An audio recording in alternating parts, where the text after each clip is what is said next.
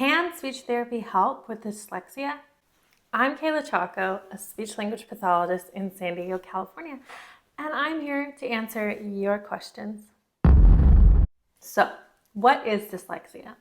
Dyslexia is a term used to describe someone having difficulty reading printed words, even though the person has average intelligence and has been taught how to read.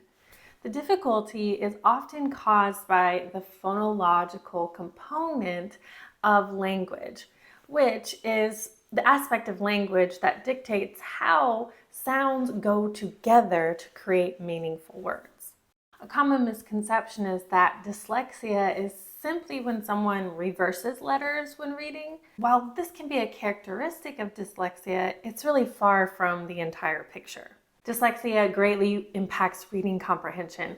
Even if the individual is able to sound out the printed words and read them, they're going to have issues understanding what they read. The reason behind this is that fluent reading massively increases reading comprehension. So a lack of fluency decreases it. So let's talk about how does speech therapy help with dyslexia. A speech language pathologist, or SLP, has the qualifications and education necessary to help with those who have phonological deficits, which, as I just explained, is part of dyslexia. So using our skills, we can become a vital part of the team to help a child increase their ability to read and understand written word. It's kind of funny because we're speech therapists, but we're working on reading, but it falls within our training and our specialty. Many times we're teaching exercises that will improve overall phonological skills, which will positively impact the dyslexia. Here's some types of speech therapy that can help with dyslexia. The first step is that an SLP is going to take a thorough assessment of the child's current abilities. And the speech therapist will assess three main areas. First, we're going to assess speech sound skills. Are there any phonological processes being used in speech?